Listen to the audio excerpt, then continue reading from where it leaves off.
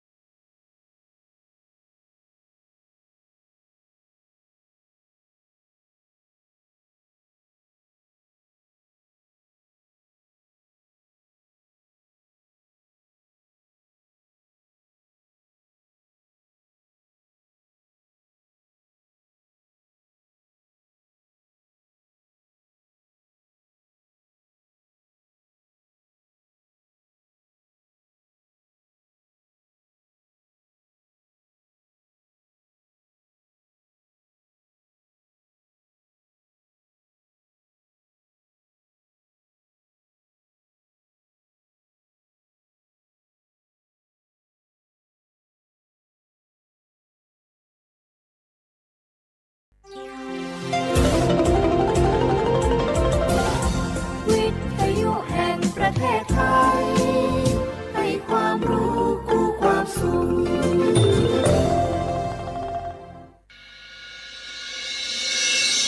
สถานีวิทยุกระจายเสียงแห่งประเทศไทยจังหวัดเชียงใหม่ AM 1476 กิโลเฮิรตซ์สถานีวิทยุภาคภาษาชาติพันธุ์แห่งเดียวในประเทศไทยที่มีความทันสมัยเชื่อถือได้สร้างอัตลักษณ์กลุ่มชาติพันธุ์สู่สากล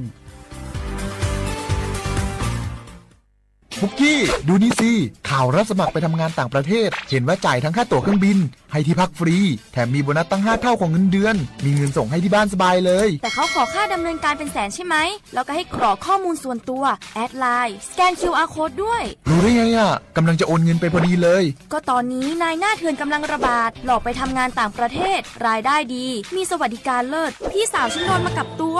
เสียเงินเป็นแสนแทนที่จะได้โกอินเตอร์โหแบบนี้ก็พังหมดสิขอบคุณนะที่เตือนเกือบไปแล้วไหมล่ะเราคิดให้ดีก่อนเชื่อเช็คให้ชัวร์ก่อนแชร์แยกแยะข่าวก่อนตกเป็นเหยื่อไม่เชื่อไม่รีบไม่โอนโดยสำนักประชาสัมพันธ์เขต 3 กรมประชาสัมพันธ์ไผ่มาส่งข้อความอย่างมานี่มันลายไอ้หวันส่งมาจวนกันสมัครงานรายได้ต่อวันเริ่มต้นที่360 บาทฮัลโหลน้องอุ๋ยว่าได้สนใจงานที่ไอ้ส่งไปฮือก็น่าสนอยู่นะรายได้ก็ดีทำที่บ้านก็ได้ตอนนี้ไอ้ก็ส่งไปฮือในกลุ่มไลน์ที่มูว่างานพดละเดี๋ยวก่อนไอ้หวันบริษัทอย่างที่ไหนนี่น้องอ่านดูแล้วสีบ่หันมีข้อมูลอย่างสักอย่างเจือได้แต่ก็เจ้าว่าแล้วต้องถามแน่บ่ต้องเป็นห่วงปีอ่านพอละมีตากรมพัฒนาฝีมือแรงงานมั่นใจได้ชัวร์ถ้าสนใจก็โอนกาสมัครไปฮือเปิดเลยเด้ออันเดี๋ยวน้องขอไปร้องพอดีๆกำก่อนเนอะตึงว่าแล้วโดนเพจปลอมจุ้งให้ละไอ้หวันสังเกตง่ายๆเพจแต่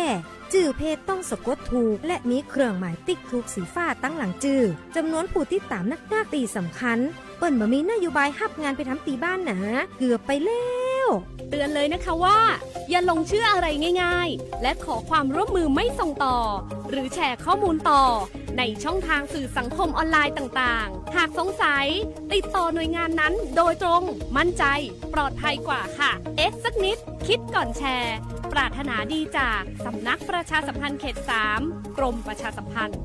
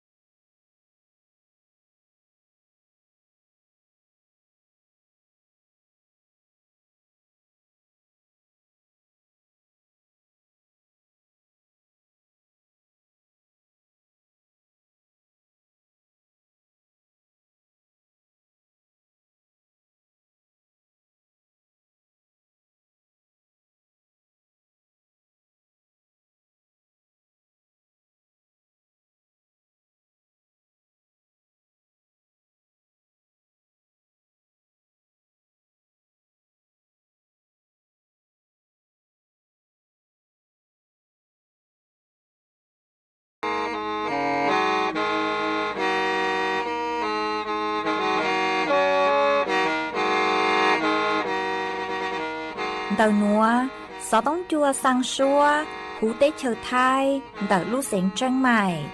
lũ chay hà lù mong inu bê hà o già giáng sơn chú bê hà thầu sư hở chữ tiếng chú trao tiếng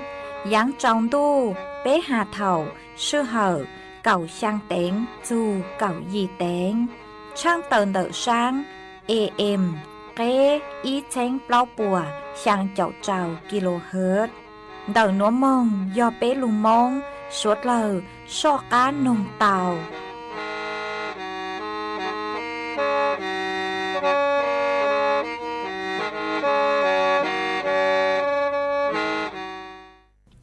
nhớ dùng ý trọng nạ dự cứ tin ninh chẳng suốt lờ đợi núa cú bao nhà sỉnh hàng dòng xa trọ cán chọn đủ số tông chua hà lù mông đợi lúc sỉnh tranh mày tuân dư ý trọng nạ dự cứ tin ninh chẳng suốt lờ uẩn đây núa chỉ cú yết thói ý trọng nạ dự cứ tin ninh chẳng suốt lờ cứ mình gang lù sai ha gang lù nông nhớ cho hố page Facebook mà thó của mày bánกดไลค์กดแชร์ý lên ýแชร์ปุ๊cho page สวท AM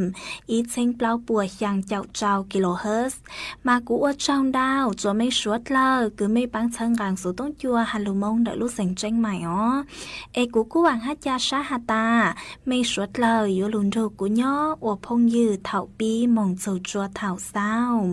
มากูยัวช่างเต่าจัวอีจงหนักจือคือตีนิ่งจังสวดเลยเต่าเป้าฮาตานัวเจกูจัวเกลูชัวจัวสวดเลยเต่าหนอเสืออ๋อเอยฮาตาเล่งคือมั่วสูเจ๋งเจ้งนัวหล่อไม่ดาวสูต้งมองซึ่งช้าไม่วิยอฮาตายอกูจะย่อจวนดาวสูต้งจัวเลยเตยัวจืมั่วเล่งตือลูใจไม่เลยสูต้งเจกูช่างเต่าเลยหนัวจัวอีจงหนักจะคือตีนิ่งจังสวดเลยเต่าเป้าเอจวนจะหนัวเจไปมองกงกี้หล่อใจอ้วกี้ยาย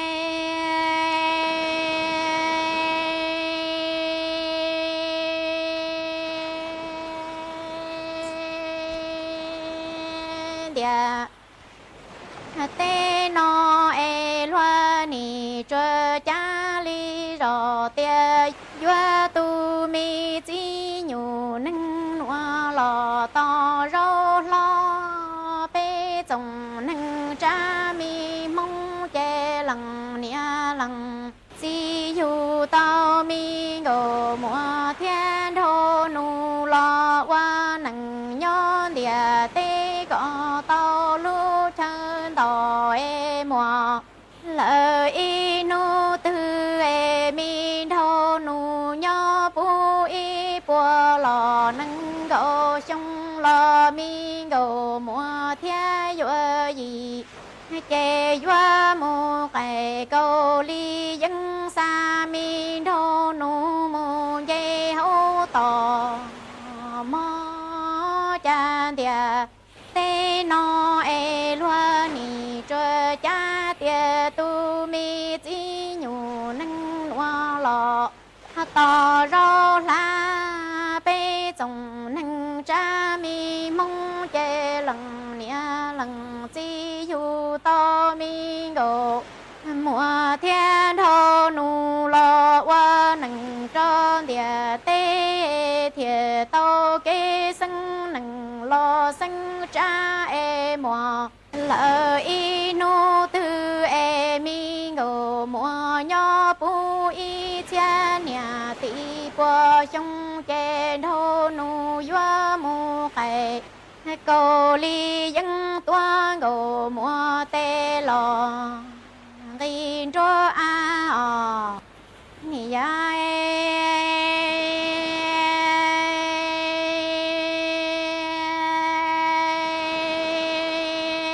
mi tu ya tông e sa ro tu xia lua tê ly chê lua lằng nia lằng chi ni chờ yu e yu to lúa mùa cứ mùa thì mi ngô mùa chung e ngô mùa mùa qua nhà cho to đề lò doa khi trồng lu to lần nhà mi nu nho tua mù thơ trong mi tu ya tông ly chê lằng nia lằng chi chi giờ yu e yu tao tu ya tông nia y ti lằng chi mùa cứ mùa ti chi mùa y tu mê chân gồ chân mùa wa yo lằng nia lằng chi yu y tu lò tua y tu bư bông e wa nằng nho chê chơ cứ chơ tì e thia wa y mi nằng tu xian cho mu lò chi đo công mò mùa y nu tư e gồ mùa cứ mùa tì chi mùa y tu e mi mùa lằng nia lằng chi tư chi mùa tu lò yu y pla chê mi tu ya tông sa rò tu xia e mùa y nu yo chi đà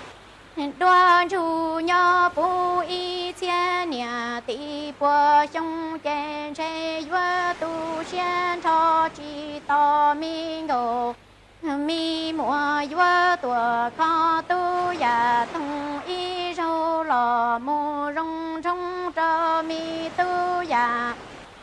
tông yua cho mu ye lon địa tê mi kinh đùa xí lò tu năng sống mò ni ai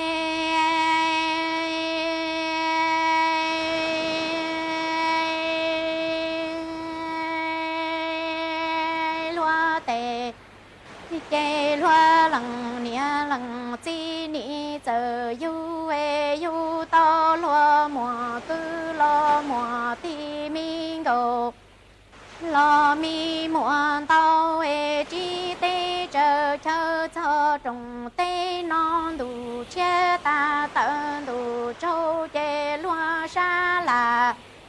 li ru yua lo bà lu mi bà che lo bê châu mi tu ya tông lằng nia thia lằng chi e yu to tu ya tông y ti lăng e ni chi mùa cứ mùa ti chi mùa y tu mi ngô mi mùa yua yo lằng nia thia lằng chi yu y tu lò tua y tu bư thâu e mi tu ya tông lu dầu chi hay lo tu xian cho tiền mùa y nu e yo lu chi đà đoan chu bu y bùa lò nâng gạo trong chè chè yua chi mùa tu mi rong gạo rong mùa tua kho tu ya tông y râu khâu trâu mi tu ya tông trâu mù dê lon địa tê mi kinh đùa xí lò tu nâng dâu hò mi ai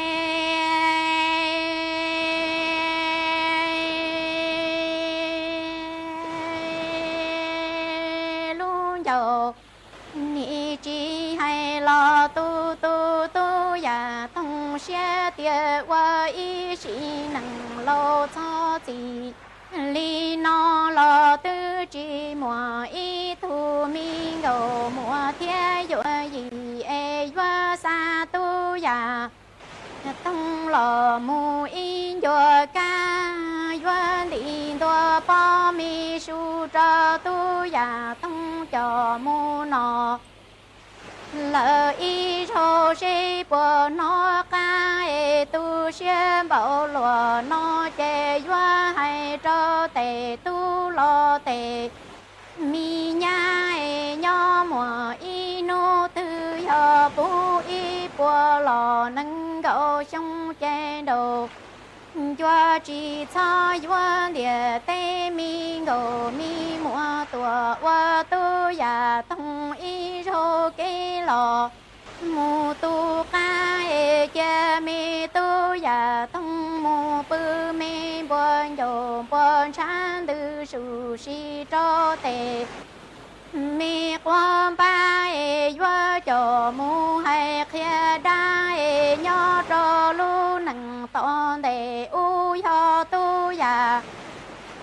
trịnh cho chúng kê thiền cho mô tây có to phô mi to lo mùa gầu mùa nu thiên mùa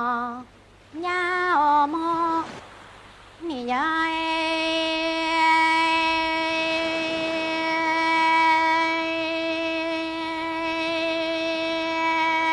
mi tu ya tông e lo wa y shi năng lo cho gì nó e sa ro tu lu xia chi mùa y tu mi go lo mi mùa e wa yo lăng nia lăng chi lo y pla yu e là lo wa shi năng nho lo cho gì nó lo tư chi tao lăng tư y po mi mò lo mù rong su lu yo ni chi hay lo tu xian ru cho e wa hay cho tề tu lo tề nhá e mò y nu tư yo mi tư ya tông nhớ bu y bùa lò nâng độ trong chè đồ chúa chi vua mi mùa cứ mùa tì qua tư ya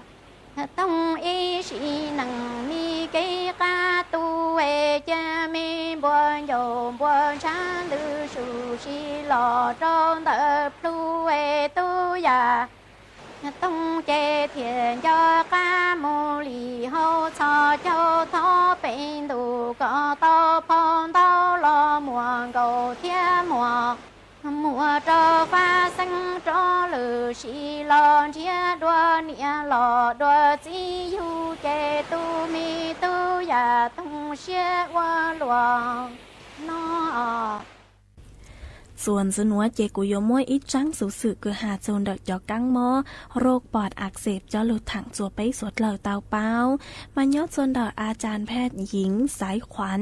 โตวชิราพรนิยออาจารย์ประจำหน่วยวิชาโรคติดเชื้อและเวชศาสตร์เขตร้อนภาควิชาอายุรศาสตร์คณะแพทยศาสตร์มช.กูเตาเต่าต้วนทัวเต่าฮาตาจอกังมอโรคปอดอักเสบหมายยอดลูนเดอกจอเชื้อลีเจียนแน่มาจอเชื้อลีเจียนแน่หนัวยวนซื้อยอดส่วนเดาจอระบบน้ำสุเลจอเครื่องปรับอากาศฮาจอดเล่คือไปเสือยอดโจโหว่างหูเจฮาจอน้ำพุคือโจซองกาวคือบัวเพ่งมดจอส่วนเดาต่อว่างต่อเจมายอฮาตาเล่งตือคือเต้าใจจอเชื้อหนัวเจโยอ้วจัวยูลุจีนึกกุกูกูหาอวดจวยอยู่อวปังจือฉวดเต้ามาจออาการหนัวยัวมั่วเท่าคือยูมงกอจอดเล่คือมั่วจอเชื้อลีเจียนแน่หนัวเราอ้อจูเก่าโนหมายย่อหาตาเล้งตือคือเต้าใจจอกังหม้อหนัวเจยัวจูเต้ามงช้าจอคือชั่วปัวใส่เลยใส่เต้าอ๋อเอยหาตาก็มงช้าจอคือชั่วปัวเหล่ามาปัวยัวมั่วอีจอชั่วยาปฏิชีวนะจัวก็ยัวลูอ้วจัวปั้งลดความรุนแรงเดาจอกังมอหนัวมาจอกังมอหนัวเนื้อกูจำชายเกาเลยฮะอ๋อเอยจูเต้า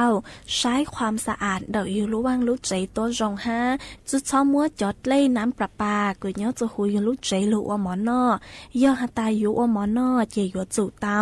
ซื้อจอดเล่คือเนื้อกรองเหล่าจะรู้ว่าหมอนเอสัตเลยหูอ๋อเจกูจะรู้ถังคาจัวไปสวดเลยเต้าเป้าลิงหนัวเอจวนจะหนัวเจไปจอกังมงกงกี้รอใจอ้วกี้ซึ่งถึงหัวใจเนี่ยหอสิทธิบัตรทองจะหัวใจเนี่ยหอสิทธิบัตรทองหลอดสิทธิบัตรไปจมบัตรยังในไทยมวลเลขบัตรประจำตัวประชาชนก็ไปตูจุหัวใจคอมมอหรือเจ้าใจคอมมออย่าลีเจ้าใจคอมมอประกันสังคมเจ้าใจคอมมอข้าราชการเจ้าใจคอมมอพนักงานส่วนท้องถิ่นเจ้าใจคอมมอรัฐวิสาหกิจเจ้าใจคอมมอองค์การมหาชนเจ้าใจคอมมอข้าราชการการเมืองจะมัวใจเนี่ยหอเศรษฐิบัตรทองหลอดเศรษฐิบัตรไปจมบัตรก็หมดใช้ต่อหอเว็บไซต์สปสช.แอปพลิเคชันสปสช.ไลน์สปสช.แล้วก็ผู้สอต้องมูนูหอสปสช.1330เรากู้เตาเทีย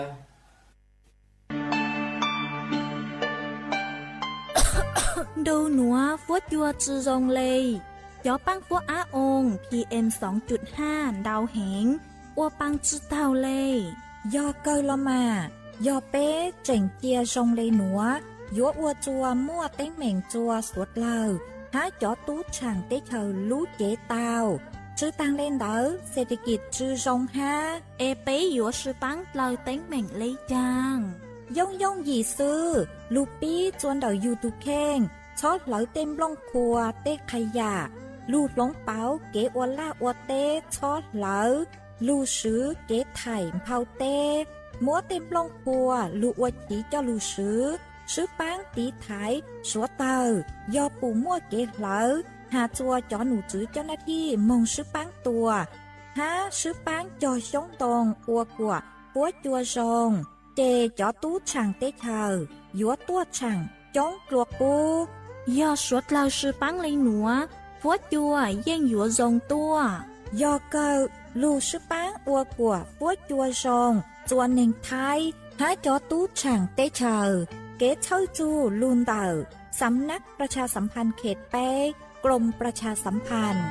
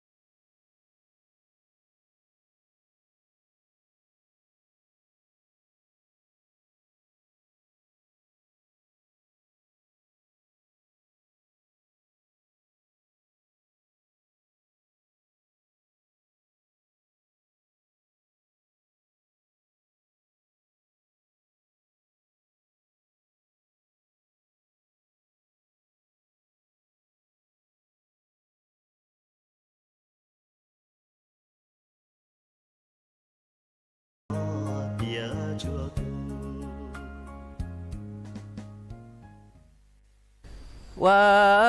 家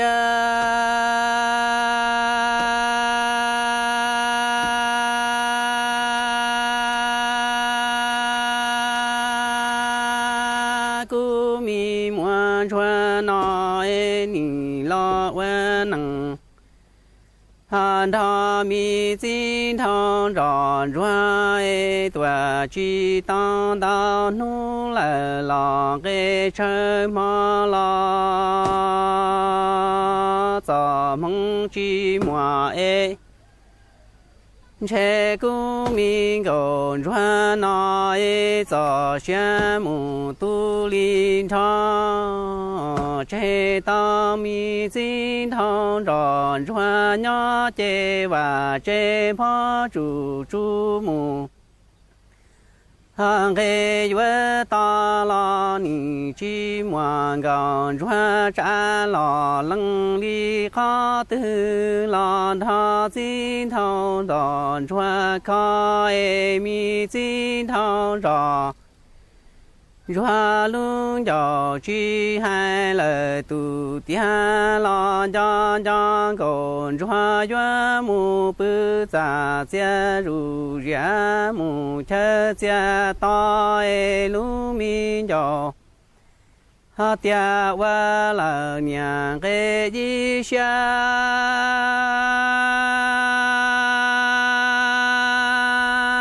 了张都入这原木不我家。chỉ qua mua lò xí cưng thọ cũng mình cầu cho nói qua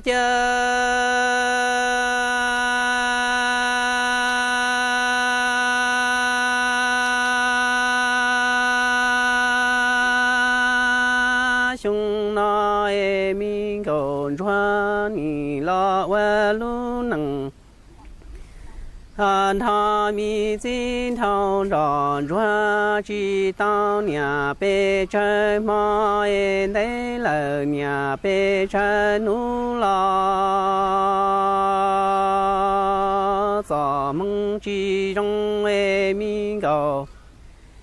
汉传的家人木多单场诶，这当金堂长传娘去莫高传战老冷着老路诶。哈米金堂长传里古那天里木不伦都家当了年等全都诶龙叫来找给人来给着爹。我了年给的下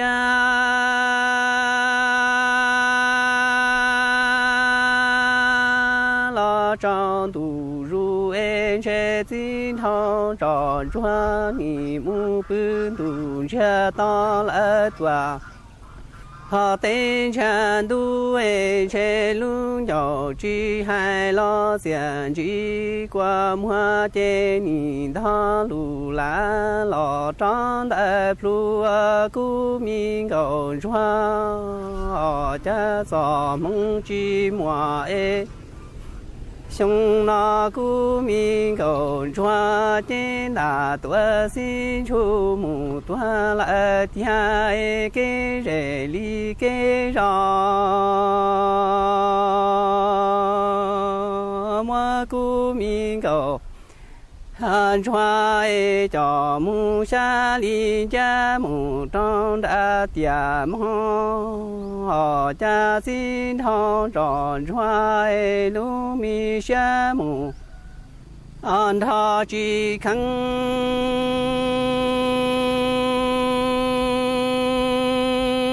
金堂长传的你老路米干瓦去当多我特花爱你的呀。哈米干瓦去当木我成天老我家公公传原木不大个正都正常出去木上林家诶。嘟嘟金堂长传下哎，金堂长传的天里绕住这么公公传我娘一绕过哎。好天里木马古民公传我娘一绕娘宁公传哎，哦家兄那早梦居中哎，公公传的都呀嘎萨梦多单着哎。俺这给人来给让，给能了给扎的愿么公公传，叫木不下林家木长大罗哎，这金头着。传的你莫咪干哇，知道老路木我成天，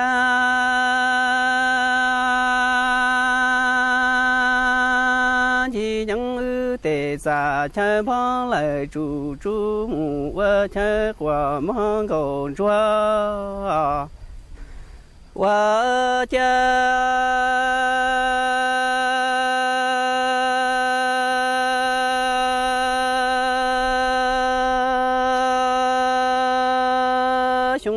公公传那一早些，好你都谈了的年心肠，你们不爱加入人们这家当，米尊堂上传你我然。万曾胡郎公传郎他只那一张都入这金堂上传你我一些好的路连木不浪，这月都先来看堂都这里转转马拉金家那哎你木不路家家木家家大路叫爹我老娘给一下老这你木不路家家。哈拉登前大哎，将将公传啦路忙公传哎，我家兄那早梦去么哎，来的木那只用公传的就呀。刚才你端了的年是条，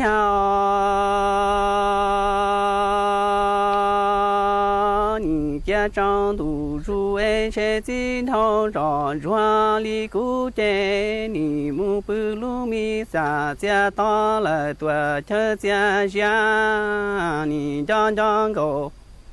汉传路顺天老公公传的你木本着的嘎正木下林家，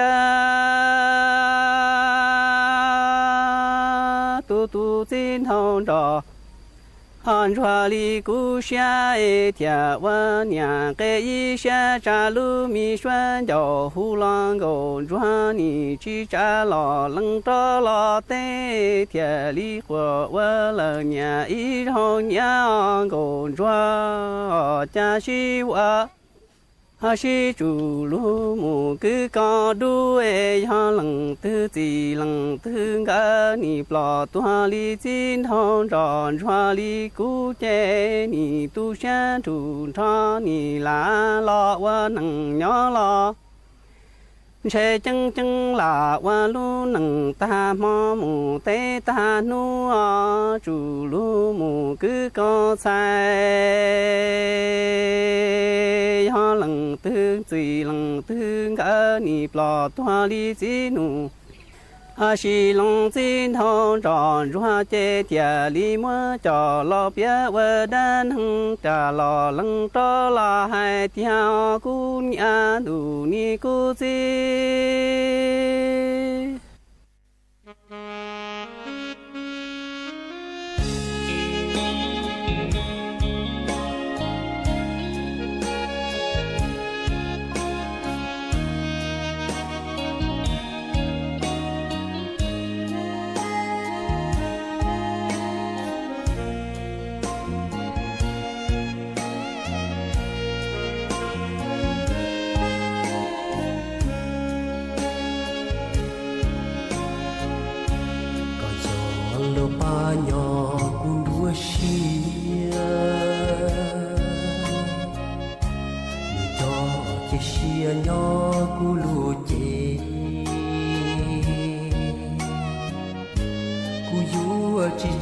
lu pa tuôn chia Yua chia cho ư cho cái xí lu Sai cô cứ khấn chuột nu mòn tu Cho cái lu san trong trời có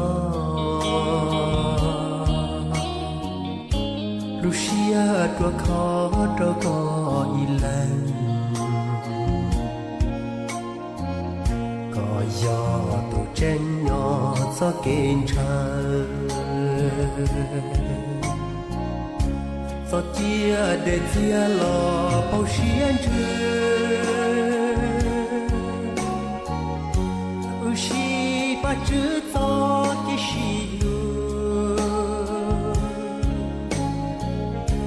nhỏ chan thùng đi lì đua linda chỉ lo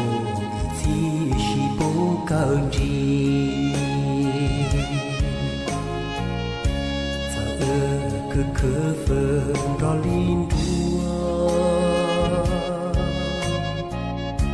cho to tranh tua lu chua gì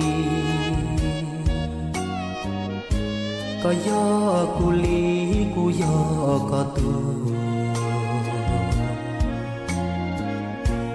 xì lô rong lý đèn đưa xa có cho kê lu muông ghi nhà tu đôi chi trâu có ý lăng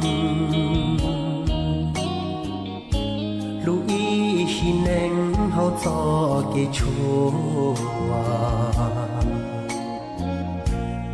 cho nụ cơ ta ý chia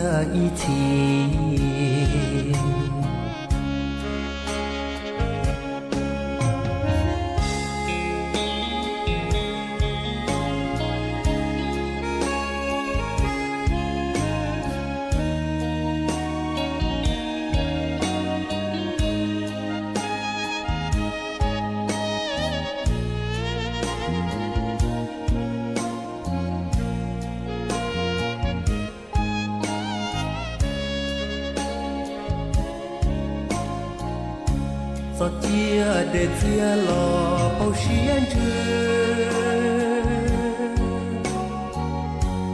xì ba chữ gió cái xì lu nhỏ chan thùng đi lì đua linda xì lu chỉ bố cao gì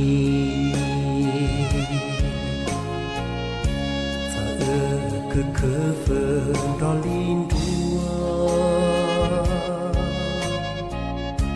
cho to tranh tua lu chua gì có gió cu lý cu gió có tu xì lu rong lý đèn đưa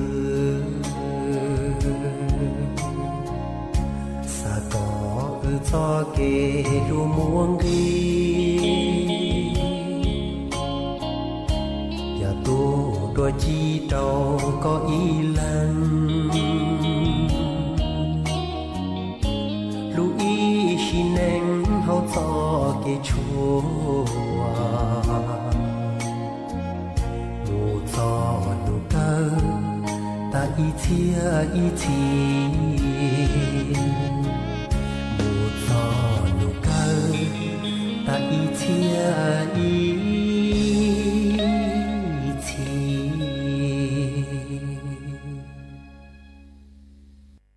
我家蒙古里呀，蒙古里呀，蒙古里，像那地东里，木去人不拉。 vì do từ nhung mù lo ba giỏi phi tùng ly hô là tiền đô mù đa ly giỏi phi tùng ly đàn chú đó yo tua yo chi cỏ lo ma Mongolia trong nó tí tổng lý mù chi những tua la vì do từ nhung mù lo ba chùa tí tổng lý hô là tiền đô mù đại lý gia tí tổng lý đàn chú đó yo tua yo cho lử cỏ chia lo ma Mongolia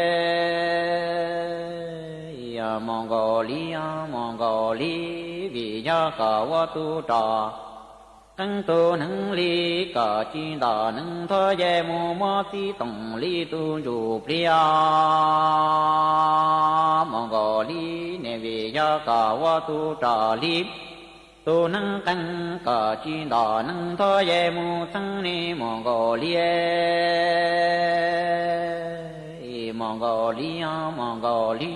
yo nó tí tổng ly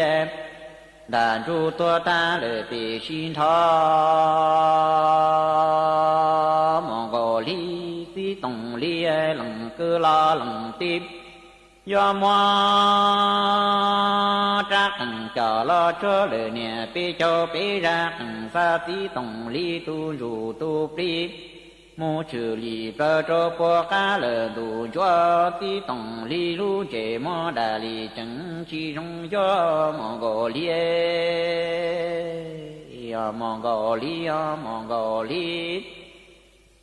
rồi nó tí tổng ly đà chú toa lờ tù tia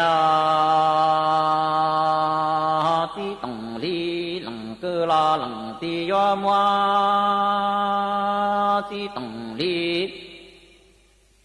Hello đô cho lon đô lờ nè bê cho bê ra đô sa tí tổng ly tu dù tu plie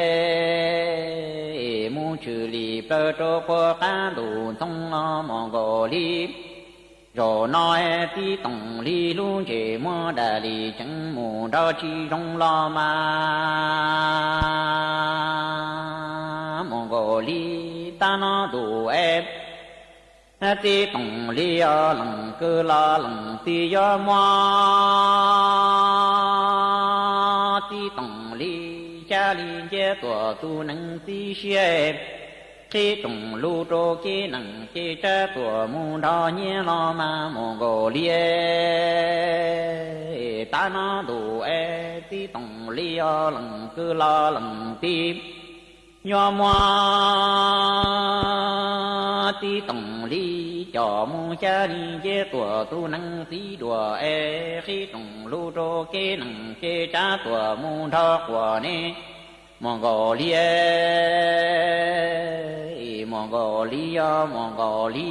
rồi nó tí tổng ly là ru tùa lờ tù tia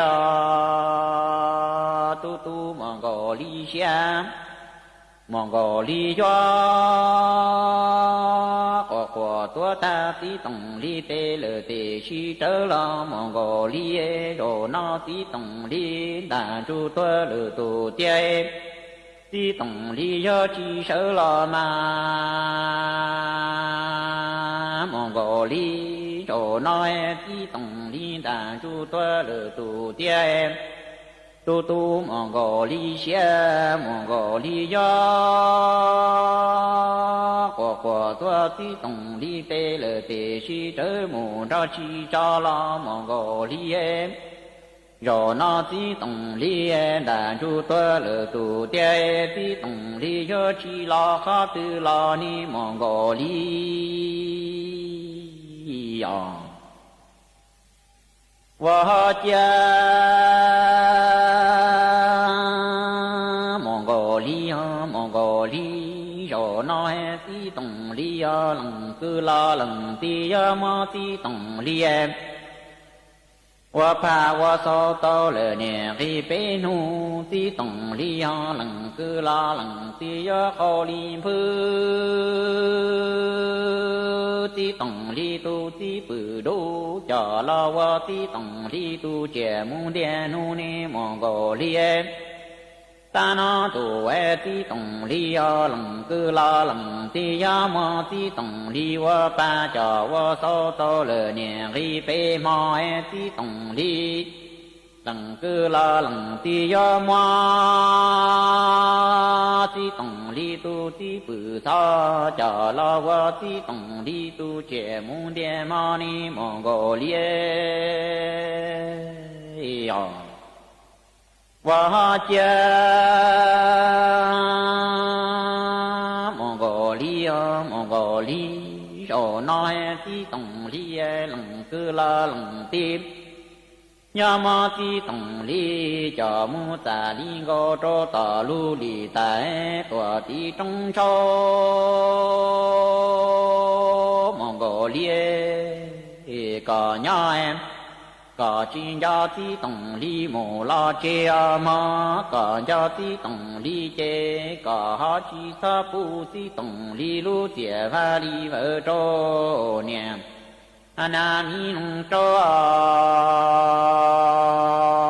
Mongolia rồi nó ti tông li lần cứ la lần tiếp ma ti tông li cho mu ta li go cho ta lu li tại ta ti trong căn Mongolia có nhóm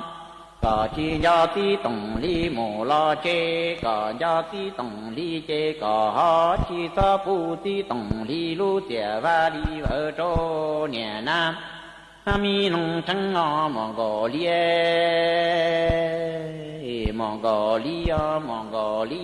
thao ti tông li wa nông ca trăng nhỏ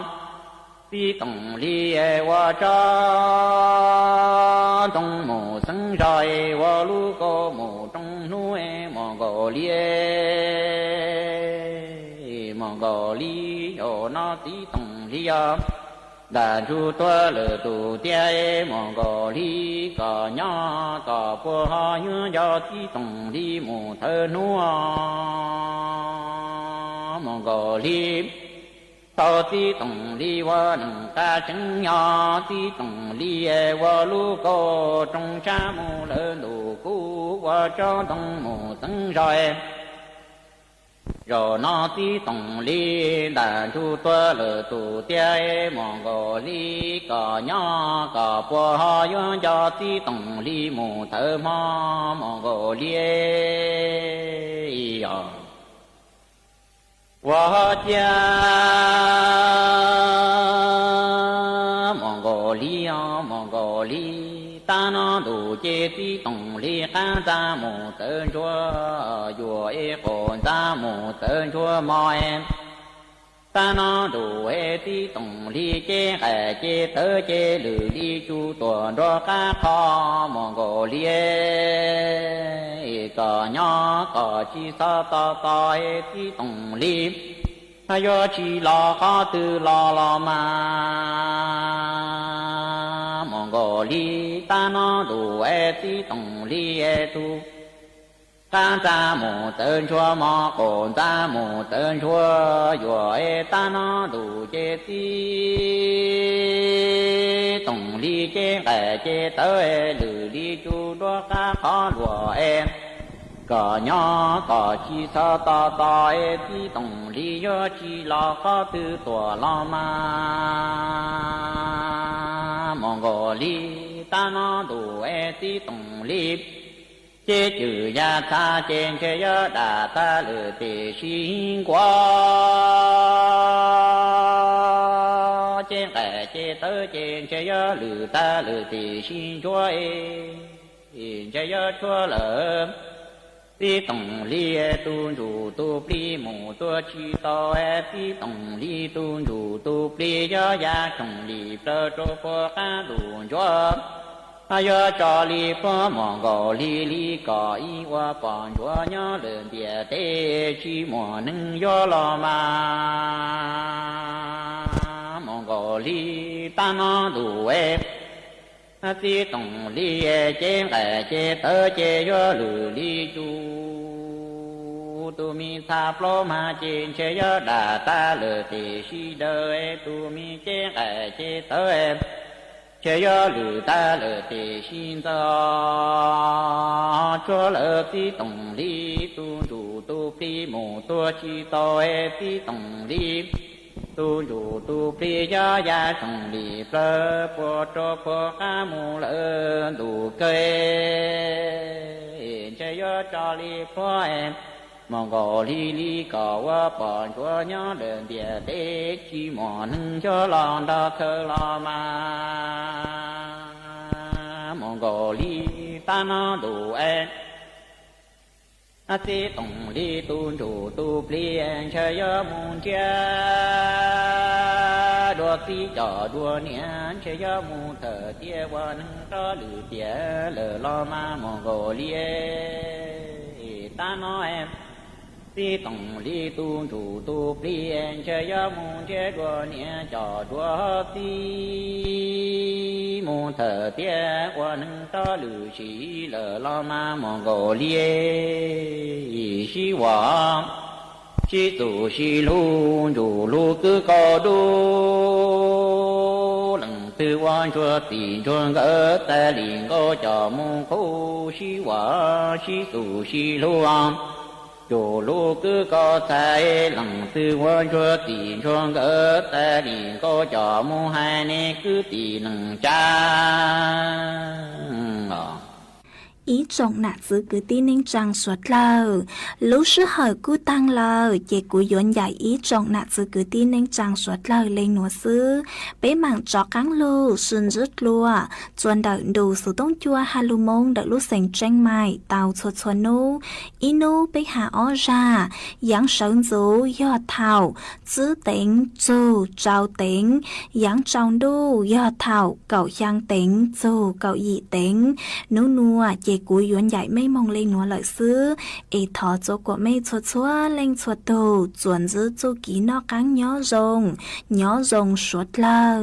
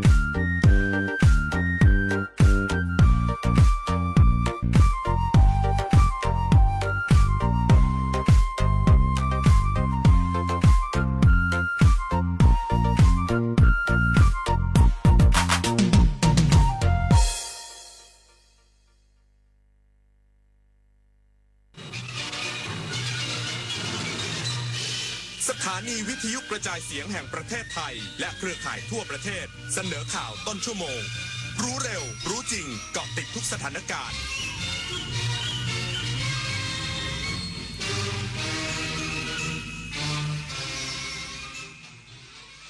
รับฟังข่าวต้นชั่วโมง 6 นาฬิกากับอานนท์นันตสุคนครับรัฐบาลจัดพิธีอัญเชิญพระบรมสารีริกธาตุพระเกี้ยวแก้วกลับสาธารณรัฐประชาชนจีนมีประชาชนเดินทางมาร่วมพิธีบริเวณมณฑลท้องสนามหลวงเนืองแน่นอีกสักครู่กลับมาติดตามรายละเอียดครับถนนดนตรีไลฟ์เดือนกุมภาพันธ์การกลับมาของเสียงเพลงความหวังความรักกำลังใจกับบุษรัตน์พันกรวีแดงโฮปพร้อมด้วยลูกโซ่ลูกศรและเพื่อนๆปิงปองศิรศักดิ์น้ำข้าวเกลือขี้ตาลฉลีวันศุกร์ที่ 21 กุมภาพันธ์ 2568 เวลา 18 นาฬิกาณห้องออดิทอเรียมอาคารศูนย์ปฏิบัติการถนนวิภาวดีรังสิตดินแดงติดต่อเข้าชมโดยไม่เสียค่าใช้จ่ายได้ที่ Facebook ถนนดนตรีเรายังเป็นนักเดินทางวันจันทร์สีส้มอังคารสีแดงพุธสีส้มพฤหัสสีแดงศุกร์สีส้มส้มเริ่มส่งผลต่อสุขภาพแดงมีผลต่อสุขภาพปอดเราไม่ปลอดภัยแล้วหายใจ1วันเทียบเท่ากับการสูบบุหรี่4มวนเพิ่มความเสี่ยงมะเร็งปอด 1.4 เท่างดเผางดจุดธูปหมั่นเช็คสภาพรถเพื่อลดควันและไม่ลืมสวมหน้ากากอนามัยป้องกันฝุ่นก่อนออกจากบ้านเช็คค่าฝุ่นที่ Air4 ไทยแอปพลิเคชันกรมควบคุมมลพิษสถานีวิทยุกระจายเสียงแห่งประเทศไทยกรมประชาสัมพันธ์ขอเชิญทุกท่านร่วมตอบแบบสอบถามความพึงพอใจผู้ฟังรายการสาระนานากับสารานุกรมไทยประจำปี 2568 ผ่านทางออนไลน์เพื่อให้เราสามารถพัฒนารายการให้ตรงใจผู้ฟังมากยิ่งขึ้นท่านสามารถติดตามรายการนี้ได้เป็นประจำทุกวันในช่วงข่าวภาคเช้าเวลา 7 นาฬิกาทางสถานีวิทยุกระจายเสียงแห่งประเทศไทยสามารถร่วมตอบแบบสอบถามได้ง่ายๆเพียงเข้าไปที่เพจ Facebook ของสถานีวิทยุกระจายเสียงแห่งประเทศไทยหรือเพจรายการข่าวยามเช้าบันทึกสถานการณ์ค้นหามาเล่าและหมุนตามวันพร้อมลุ้นรับของที่ระลึกสุดพิเศษจากเราโดยจะประกาศผลผู้โชคดีในเดือนพฤษภาคม 2568 อย่าพลาดโอกาสดีๆแบบนี้นะคะมาร่วมกันพัฒนารายการที่ดีเพื่อคุณและสังคมไปด้วยกันกับสถานีวิทยุกระจายเสียงแห่งประเทศไทยรัฐบาลจัดพิธีอัญเชิญพระบรมสารีริกธาตุพระเกี้ยวแก้วกลับสาธารณรัฐประชาชนจีนมีประชาชนเดินทางมาร่วมพิธีบริเวณมณฑลท้องสนามหลวงเนืองแน่นในช่วงเช้าวันนี้นายสุริยะจึงรุ่งเรืองกิจรองนายกรัฐมนตรีและรัฐมนตรีว่าการกระทรวงคมนาคมในฐานะผู้แทนนายกรัฐมนตรีและรัฐบาลไทยพร้อมคณะผู้แทนรัฐบาลจีนจะเป็นประธานในพิธีอัญเชิญพระบรมสารีริกธาตุพระเกี้ยวแก้วกลับสาธารณรัฐประชาชนจีนโดยจัดประกอบพิธีเจริญพระพุทธมนต์ก่อนอัญเชิญพระบรมสารีริกธาตุออกจากมณฑปไปประดิษฐานบนรถบุษบกโดยมีการจัดริ้วขบวนอัญเชิญเคลื่อนออกจากมณฑลพิธีท้องสนามหลวงในเวลา 7 นาฬิกาไปยังท่าอากาศยานทหาร2กองบิน6ซึ่งรัฐบาลไทยได้จัดเตรียมขบวนกองทหารเกียรติยศอัญเชิญกลับสาธารณรัฐประชาชนจีนในเวลา 9 นาฬิกาโดยเที่ยวบินพิเศษซึ่งบรรยากาศตั้งแต่ก่อนเวลา 5 นาฬิกาได้มีพุทธศาสนิกชนทั้งชาวไทยและชาวต่างชาติโดยเฉพาะชาวไทยเชื้อสายจีนที่สวมใส่ชุดสีขาวเดินทางมารอน้อมส่งพระบรมสารีริกธาตุพระเกี้ยวแก้วเป็นจำนวนมากโดยทุกคนต่างปรับปลื้มปิติที่ได้มีโอกาสสักการะพระเกี้ยวแก้วเฉลิมพระเกียรติพระบาทสมเด็จพระเจ้าอยู่หัวเนื่องในโอกาสพระราชพิธีมหามงคลเฉลิมพระชนมพรรษา 6 รอบ 28 กรกฎาคม 2568 เป็นการเฉลิมฉลองความสัมพันธ์ทางการทูตครบรอบ 50 ปีของไทยและจีนและเพื่อความเป็นสิริมงคลแก่ครอบครัวและประเทศชาติวริศราโตปะรายงานกระทรวงคมนาคมเปิดท่าเทียบเรือวุฒากาศศูนย์กลางเชื่อมต่อล้อรางเรือยกระดับระบบคมนาคมทางน้ำเพื่อใช้เป็นศูนย์กลางเชื่อมต่อระบบขนส่งสาธารณะนางณัฐพรเจริญศรีรัฐมนตรีช่วยว่าการกระทรวงคมนาคมเปิดท่าเทียบเรือวุฒากาศเพื่อยกระดับมาตรฐานของโครงสร้างพื้นฐานด้านคมนาคมทางน้ำและการให้บริการด้านคมนาคมทางน้ำในการเปลี่ยนผ่านระบบขนส่งสาธารณะระหว่างล้อรางเรือพร้อมมอบหมายให้กรมเจ้าท่าดำเนินการพัฒนาท่าเรือเป็นสถานีเรือโดยสารอัจฉริยะโดยเฉพาะโครงการพัฒนาระบบขนส่งโดยสารทางน้ำในแม่น้ำเจ้าพระยาและคลองสำคัญที่ใช้ในการเดินทางในพื้นที่กรุงเทพมหานครและปริมณฑลเพื่อยกระดับโครงสร้างพื้นฐานของประเทศโดยเฉพาะการคมนาคมทางน้ำและการให้บริการของกรมเจ้าท่า ทำให้มีประสิทธิภาพสูงสุดเพื่อรองรับการสัญจรทางน้ำที่มีการขยายตัวเพิ่มขึ้นทั้งนี้ปัจจุบันพื้นที่บริเวณใต้สะพานสถานีรถไฟฟ้าวุฒากาศริมคลองบางขุนเทียนยังไม่มีท่าเรือหรือโป๊ะเทียบเรือที่ได้มาตรฐานซึ่งมองว่าโครงการนี้จะรองรับผู้โดยสารที่ต้องการเชื่อมโยงระบบล้อรางเรือช่วยลดเวลาและประหยัดค่าใช้จ่ายในการเดินทางนพศรแก้วคำรายงานกรมธนารักษ์ยกระดับที่ดินราชพัสดุที่ไม่ได้ใช้ประโยชน์สร้างพิพิธตลาดน้อยส่งเสริมซอฟต์พาวเวอร์และกระตุ้นเศรษฐกิจชุมชนย่านเจริญกรุงนายเอกนิติทันประภาสอธิบดีกรมธนารักษ์กล่าวว่ากรมธนารักษ์ได้พัฒนาและปรับปรุงโรงกลึงขนาดใหญ่ทำชิ้นส่วนประกอบเรือเครื่องจักรและโรงสีข้าวภายหลังเลิกกิจการพื้นที่ถูกทิ้งร้างและไม่ได้ใช้ประโยชน์ให้กลายเป็นพิพิธตลาดน้อยหนึ่งในโมเดลของการนำที่ดินราชพัสดุมาใช้เพื่อส่งเสริมการขับเคลื่อนเศรษฐกิจชุมชนยกระดับคุณภาพชีวิตพี่น้องประชาชนในพื้นที่ควบคู่กับการอนุรักษ์วัฒนธรรมและสังคมให้คงอยู่ผ่านการบอกเล่าเรื่องราวประวัติศาสตร์ของพื้นที่และชุมชนชูสถานที่สำคัญของดีของเด่นและอาหารอร่อยในพื้นที่เป็นศูนย์กลางการเรียนรู้และการท่องเที่ยวและจัดแสดงเทศกาลการเรียนรู้ด้านประวัติศาสตร์เศรษฐกิจและสังคมของชุมชนย่านตลาดน้อยส่งเสริมซอฟต์พาวเวอร์และกระตุ้นการท่องเที่ยวตามนโยบายรัฐบาลเพื่อขับเคลื่อนเศรษฐกิจของประเทศให้เติบโตอย่างยั่งยืนทั้งนี้พิพิธตลาดน้อยเปิดให้บริการฟรีในวันอังคารถึงวันศุกร์เวลา 8:30 น.ถึง 16:30 น.วันเสาร์ถึงวันอาทิตย์และวันหยุดนักขัตฤกษ์เวลา 10:00 น.ถึง 18:00 น.ปฏิพล สัทธพรหมารายงานจบข่าวอานนท์นันตะสุคนอ่านรับฟังข่าวครั้งต่อไปเวลา 7:00 น.ติดตามข่าวที่นำเสนอไปแล้วได้ที่ www.thainews.prd.go.th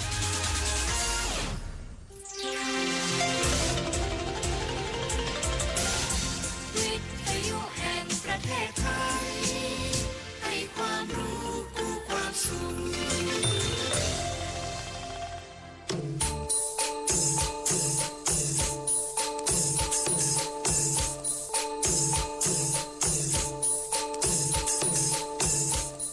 ผู้ฟังรับอรุณวิทยุแห่งประเทศไทยให้ความรู้คู่ความสุข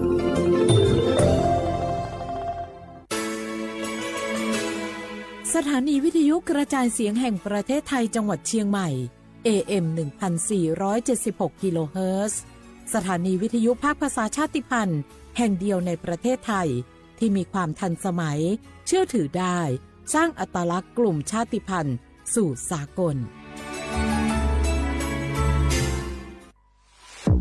ใช้สิทธิ์บัตรทองเข้ารับการรักษาที่คลินิกแพทย์แผนไทย30 บาทรักษาทุกที่ได้ง่ายๆทั้งนวดประคบอบสมุนไพรใช้แค่บัตรประชาชนไม่เสียค่าใช้จ่ายสอบถามเพิ่มเติมโทรสายด่วนสปสช1330 30 บาทรักษาทุกที่สิทธิตามกฎหมายของคนไทยให้แพทย์แผนไทยดูแลสุขภาพคุณ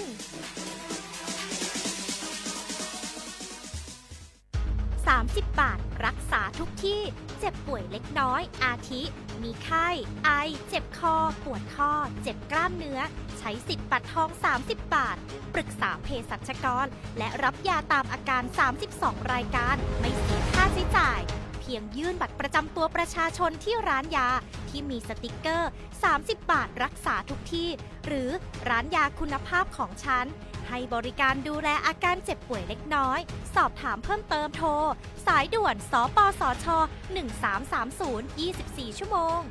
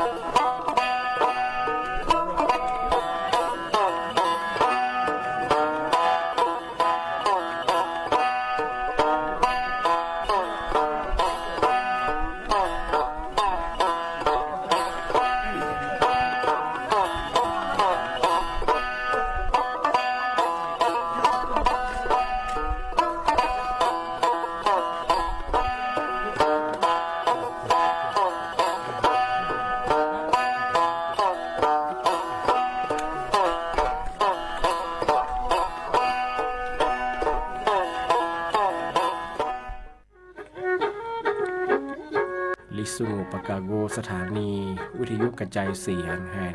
ประเทศไทยจังหวัดเชียงใหม่ระบบ AM 1476 กิโลเฮิรตซ์ระบบไลฟ์เฟซบุ๊กเพจสวทเชียงใหม่ AM 1476ในแนวโฉมโมฮวานีชิโมทิมร้อนหนีโมฮวานีซาโม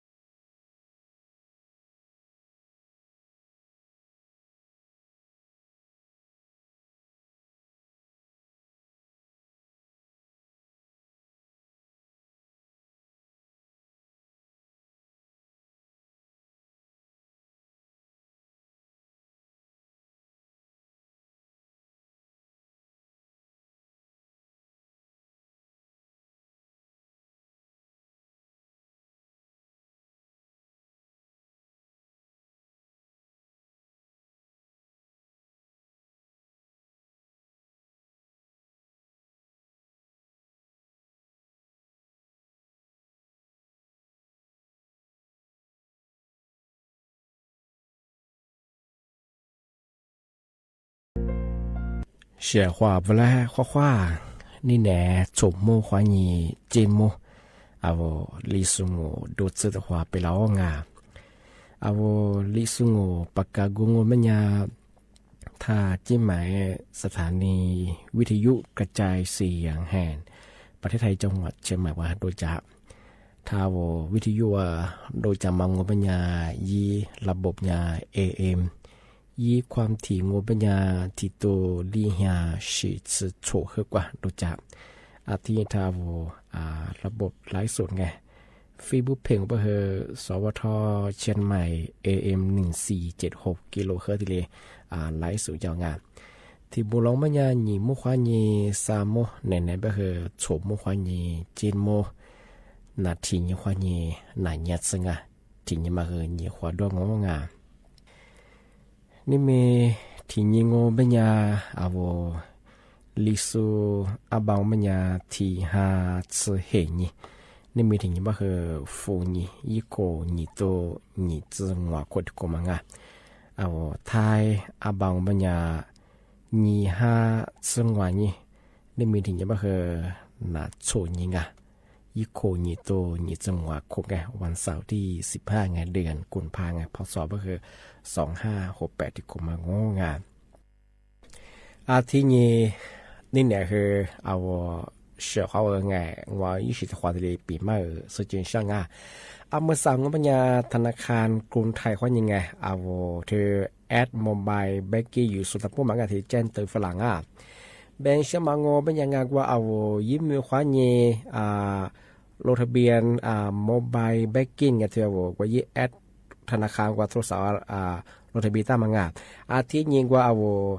ซีนโทรศัพท์ว่างเอายิ้มมือเจกว่าแอดโมบายแบงกิ้งเป็นยังไงชื่อความชื่อความงานมาพามาชื่อของงเป็นยังมีจีนีแก้ไขบทงานมาคือภายในวันที่30ลีหาแห่งลีหาสัตย์ว่ามาเกิดกุยเจ็บบริจาคงาที่แบงงปัญญาวชของงามาซื้อเลยบ่เคยไงไม่มีแก้ไขยังงาพามังงปัญญาคือลีหาสัตย์พักกุยบ่เคยงว่าแอดโมบายแบงกิ้งว่างดีเหมือนน่าบริจาคงาแต่มาถึงมาปีมาสุดที่ช่างอาชีพพูดทีเดียวบ่เคยมาใส่ยากว่าบัญชีมาทำมาได้ไงปียังพูดไงมาใส่บ่เคยแกนคอร์เซ็นเตอร์แกมิชาชีไงว่าบัญชีม้าอยู่เนี่ยเวลาผมบอกโอ้ก็จะมังที่แบบว่าคือมือสาธนาคารเขายังไงเวลาว่าลงทะเบียนแอดโมบายแบงกิ้งยังไงวิมันมาเจว่าซีนมือถือเจวิมันเจคือชื่อของมังพามาชื่อบ่คือมียิ่งยิ่งชักคือบ่ใช่ไงที่แบบคือมือสายาคือเครือข่ายซีเขายังไงเวลาคือข้อความที่เลยส่งคนละบ่ใช่ไงมือสาโนยี่ซีนยี่มือเจวานโนแอดโมบายเบกกี้เกมมาตื้อเขาไม่เคยเนี่ยเคยได้ทีก็ความที่ดีสุดฝรั่งบางงานมาเคยยิ่งตัวสอนยิ่งสองงานที่บางบางอย่างเช่นคนอ้างว่าตัวสอนยิ่งใช่ไหมว่าโมบายเบกกี้มันจะงวยมือจะทางงวยยี่สิบว่างวยมือจะชื่อของบางงานมาพาตัวสอนยิ่งใช่ไหมงานว่าโทรศัพท์ว่างานดอกจาน149ดอกจานที่มากุยกันยังไงว่าเล่บาปชาชงไง13หลังมาคือนี่คือไงศึกษาสมัยนี้คือเขาเนี่ยแบบว่าสี่เหลี่ยงไงโทรอ่อยแบบคือยี่ในแบบฝรั่งนูหมายเลข13หลังมันเจเทวซีนโทรศัพท์จริงไงยี่มือชื่อของบ้านไงมาคือว่าช่างมาชื่อไงปีควันพันยี่แบบคือในรายวันนูเล่13หลังไงยี่บามาเจกว่านูเบอร์โทรศัพท์จีมีมาชื่อบ่เคยในกว่าที่ใจฝรั่งมาคือตัวสอยได้ของงานบ่เคยมาเคยยิ่งยี่สิงยังบ่เคยปีว่ามาพามาตัวบ่เคยไงคือลีหาสัตย์เนี่ยมาคือกูจังไงพอกูบ่เคยนึกว่าโนแอดโมบายเบกกี้ว่าโนดีมันบ้างไงมาอยากให้มาที่ประกาศฝรั่งที่มาเทเชอร์ที่มาปีใหม่ซื้อจีนช่างนี่หาซื้อลีนี่ยี่คนนี่ตัวว่าโชดซื้อเฮกว่าก็ลาไม่ถึงยังมารัฐมนตรีว่าการกระทรวงการคลังย่าแบบมันไม่เคยถือความขึ้นหน้าถือสำหรับเฟบสาว่าสร้างความติดความกำลังที่กลุ่มประชาชนทั่วไปว่าโครงการดิจิทัลวอลเล็ต1มือบัตรผู้บัตรที่ทีมบัตรก็ไม่เคยเอา กดเงินสดที่ดีเยี่ยมนะบริงานกว่าผู้บ่ายยี่สองมังงานเยี่ยมนะบริงานอันเนี้ยก็หลักเคยเนี่ยจะเกิดหัวเนี่ยเคยเอาความฝันเนี่ยอันนี้เคยเนี่ยผู้บ่ายถึงบ่าวยี่ตัวนี้เขาที่ชอบเลี้ยงว่าจะซื้อก็มาวัดมาวัดที่เป็นสุดยอดสิ่งเงี้ยอาทิตย์บางอย่างที่กระทรวงการคลังยายิงยามาเคยปีขว้าฝีสารมาพักกับว่าเคยอันนี้เนี่ยเคยเนี่ยเงินส่วนยาโกยมันน้ำบริงานอาทิตย์บางอย่างจะยาข้อสรุปไงอันนี้จะเคยถือว่าทีเดียวชาวบ้านไงถือว่าปีมากทีเดียวซื้อจริงใช่ไงอาทิตย์บางอย่างมาใส่มีดจะบางอย่างยาทีเดียวยิงยาฝรั่งที่ฝีสารมันยาเคยเนี่ยพวกบ่าเงินสดทีเดียวโกยมันน้ำบริงานอาทิตย์เนี่ยยาปรับเงื่อนไขไงกว่าให้ใช้สะดวกมากขึ้นไปใช่ไงแบงค์ใช่ไหมเคยเนี่ยอันนี้ก็เราว่าคนละครึ่งชื่อไงพวกบ่าโกยมันดังว่าเพราะเขาว่าสแกนยังมางอทีเดียวยังมาไงจะมาเคยจะมาชื่อทีเดียวกรีนได้ไปใช่ไงจะมาเคยถึงมาปิดมาใช่ไงอาทิตย์ปัญญาจะย่ายี่ข้อสรุปไงอาลีแต่ว่าพัดดุลาบ่เคยว่าเคยแต่ว่าที่ลีปีมากไงอาทิตย์นี้ที่มาเทเชอร์ไงนี่ฮาซิลิเนี่ยยี่คนยี่ตรงว่าเนี่ยโซเซเฮโคแม่ที่เนี่ยกรมอุตุนิยมวิทยาไงพยากรณ์อากาศที่มือโกนิโซเตนิโซไงย่าแบบมังโง่เป็นอย่างคืออามุซาอาโวภาคเหนืองอมันยังไงอากาศเย็นมาข้างไงเนี่ยเจเหมือนเขิงบางไงยี่ยาฉางมันคืออุณหภูมิต่างสูงมันคือสื่อลี่หัวเย็นยี่สิบที่องศาเซลเซียสเปไปถึงงานอาทิตย์บางมันยังคือที่มูลงมันยังคือฉางอ่ะที่มูลงมันยังคือยี่อุณหภูมิ关于猜想嘛和俺三次离环境三次是23首先是的北不能啊ที่แบบคือว่าจีวงมันยังไงที่ภูเขามันยังคือยี่ยาฉางมันยังคือต่างสุดยังคือ5 ถึง 15องศาเซลเซียสไงที่เป็นยังคือยากรูตุนิยมแบบยังไงที่ไปเดือนนี่ฮะกุลห้าเนี่ยคือชาติตัวที่เลยดูแลบ้างกันมาคือชอบที่เลยปีมากซึ่งจะง่ายอันนี้มาคือมาง่ายมาคือมาก็เดือมาดูแลสุขภาพเยอะจังง่ายที่เป็นเนี่ยชอบที่เนี่ยมากกว่าตัวขวากันทางง่ายอาจจะมากกว่านักการบอกว่าตัวขวาช่วยเหลือความง่าย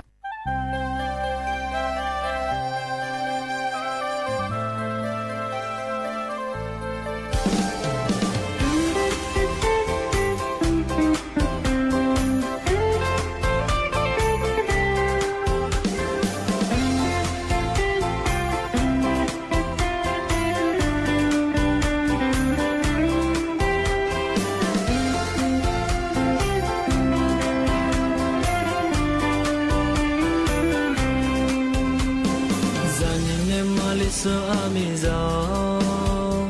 no le mune shane mamo sajama he ni zalama da the ni shizu gwa za pelo mong ni ne ma ni shi bu ku za ho mo zo gu ka ko pe la the ni ne ku za tu be phun do la gu mai ni ma wa ha la la za ni ne ma ni shi ti zo ngo no le mune za ni bi le o ni shi ka za he za do ba za the se bo ba le te pyo nga mai ni ne ma ni shi bu ku za ho ting ni ma sa da de ni shi ku ku za a ling wa te ku mai ni ma wa ni ne te ha bo zu lo lo le o ku za de he zi se be za de he fu lo ve la go a ju je le tu ni she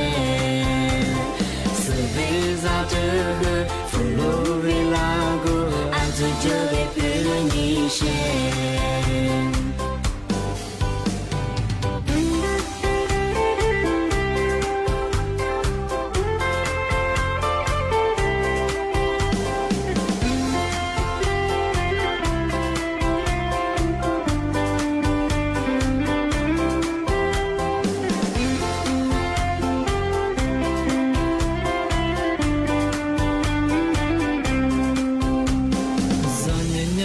so ami zao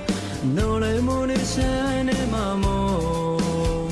sajama he ni zalama da the ni shidu go za pe lo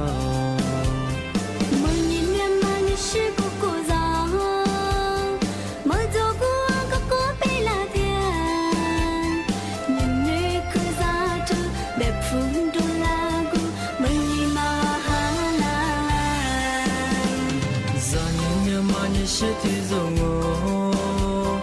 弄来木来让你的流，你是可咋个咋走吧咋天是花花的别表啊。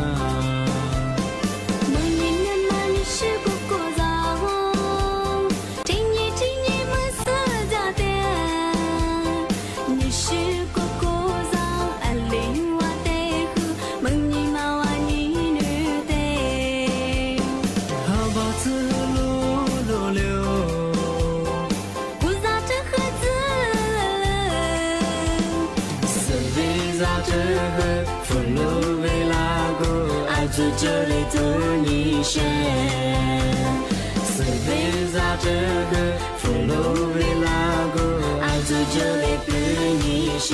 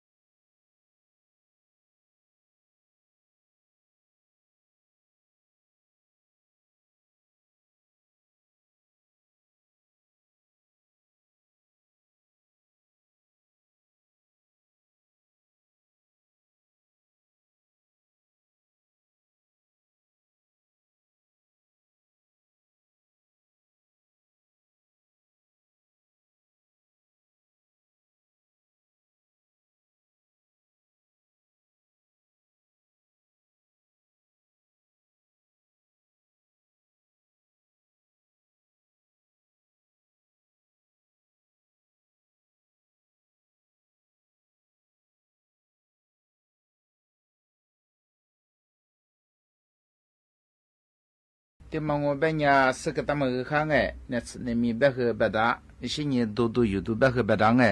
กันเนี่ย是票和票我啊我拿出的嘛的个小伙我拿出嘛和可多ไงแต่มันเนี่ย出几个门啊当然就都个门啊那只和票แบบไงก็แต่มันเนี่ยอะไรช่างแบบมันเนี่ย茶叶小伙茶叶的มันเนี่ยแบบ我小伙มัน是呀นักวิทยาศาสตร์นักวิจัยที่ยามหาวิทยาลัยUCLA อันเป็นสหรัฐอเมริกาเหนือมาสู้สิ่งนี้ตัวนี้ฝรั่งมั้งเราช่วยไปชาที่แสงกูมือมัวตัวมาแล้วชายเกิดตัวไอ้ที่สู้ขันนี้ตัวนี้我แบบก็ชายมันตัวไม่จริงชายตัวมัน我แบบเนี่ย小伙伴说的แบบที่นี่สักตัวมัน我แบบเนี่ย维持了别个什么我阿妈怕个了嘛去嘛做了กูมาจูกูมาแล้วกัดอ่างอะไรบ้างไงอาชญ์เป็นยาชาวเขาว่าจะมาก็ยาศาสตราจารย์เรนออาหรับอะไรบ้างไงยาอาจารย์อายุรศาสตร์สิ่งนี้หมดแต่ชาวสูงไงนับเป็นนักศิษย์ชาวกูยิ่งสูเปียแบบสิ่งนี้เราชูกูชาเขียวใช้ยี่จิมแบบใช้ยี่เนี่ยแบบไงกูใช้ยี่ตัวมั้งไงอะไรมองเป็นยาอามาพาเกลียมาขึ้นมาจุงอ่ะอามาพาแล้วเกลียมากัดอ่างอะไรแบบงั้นจะมาคือชาวเขาคือมาเดชาสุธิเปียเป็นยาอ่างามงาแบบมันยาอาจุเนี่ยมาซึ่งก็คือสุธิเปียเนี่ยอาลามังมังมาซึ่งก็คือสิ่งนี้ใช้แบบมันเนี่ยมาซาอาวุธชุบแบบมันเนี่ยมาคือตัวที่แบบมันเนี่ยใช้อะไรที่คือตัวเราชกุมามันเนี่ยอาชีพเนี่ยมาผ่านมากลีมันเนี่ยลับดาชาวเขาว่าอาชีพเนี่ยใช้ดูส่วนมันเนี่ยที่กูมาซื้อ一次ที่กูมา中啊啊这这一时在和มา治疗被这不多这呢เราชอามาเพิ่มมากลีใช่เปียง小伙伴ที่มาแต่ชัวคือ我那俩啊不咋多这个下咱们แต่ชัวที่ปีกแต่ว่าไม่ยัง小伙伴啊不花咋花里咋ให้คู่ว่าแบบที่มาชิกต่อแบบที่เบบมันยังเนี่ยคู่คือที่เบบมันยังสปาเลยคู่คือที่ว่าจ้าเลยไปที่จ้าเลย花里จ้าจ้าฟ้าเลยแบบแบบเนี่ยช่วงนี้แบบช่วงนี้做แบบเนี่ย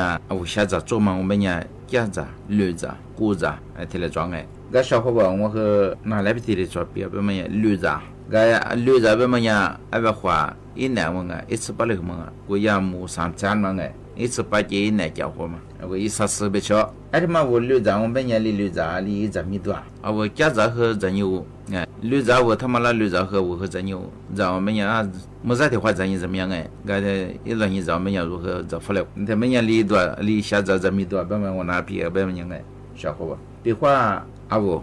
话啥事故嘛装一次把这一年的装嘛我们家，俺们没别别话我和拿来别么样300 gram。我和对人另外咱们另外什么差不是呢我呀福建嘛是个没喝是呀是有烤是呢的呀花吃一流动ที่ปกติที่เป็นมันยังลี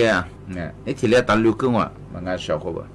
วิธีจุด装แบบมันยัง我ลีลูจ้า我ว่า花啥事故嘛带来人ที่เนี่ย福建嘛是个嘛地喝嘛我嘛自己白人呢是呢的呀是有烤ที่มาจีแป้เองเนี่ยสาบูเกตาเกแป้ที่แป้เองที่นี่ฟิระฟิ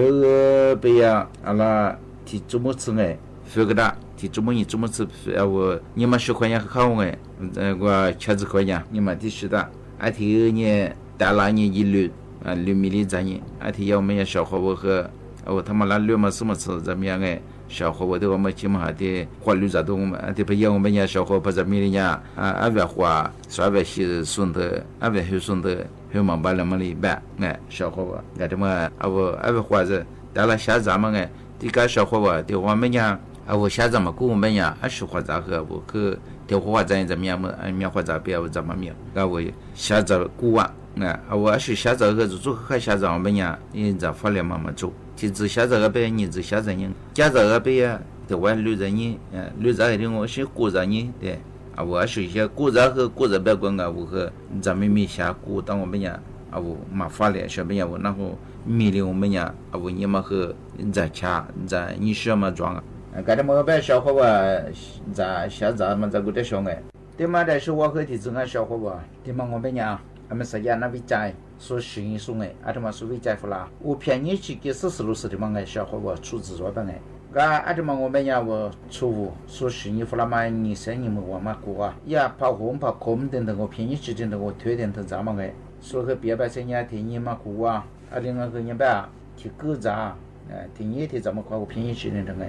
拉天下出gram的话怎么夸我们呀，哪来干了，办个，哪天嘛来干了，那本来是话咱们是么吃汉安办个，我便宜些的么呀，现在他妈的小的呀，不考虑等等个人不一定等办么呀，我便宜些真的办么呀我。是不是这时候的我票，你只知道帮你们呀说别百姓哎，我说回来了，拿着票子搞中啊，办个，小白天头办么维他命 C 的嘛面肉，维他命 C 的头办么我们人拿了搞到实体子啊，学的呀每天4天头做，然后我也消化吧，我觉得出办么呀，我便宜些呀，我的看用我们呀，我咋说呀嘛做哎，那你我里咋过怎么过办办个样哎，然后么呀我便宜些嘛我咋看呀，说别百姓呀，可看我办哎。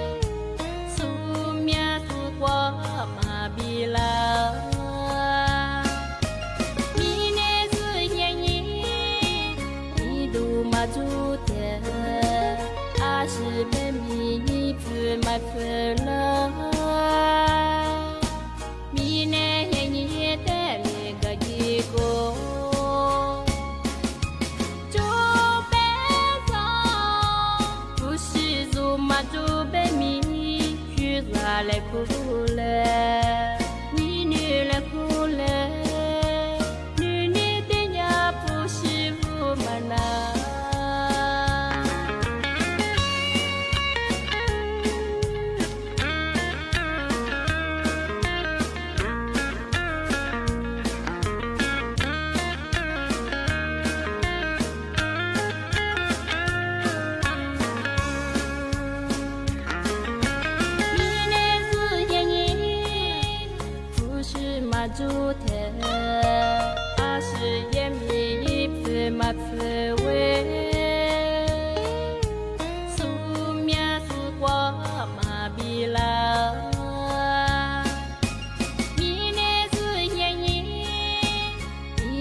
马祖的，阿是被米一分买分了，米呢黑你的那个一个，祖辈上不是祖马祖被米去啥来哭了，你女来哭了。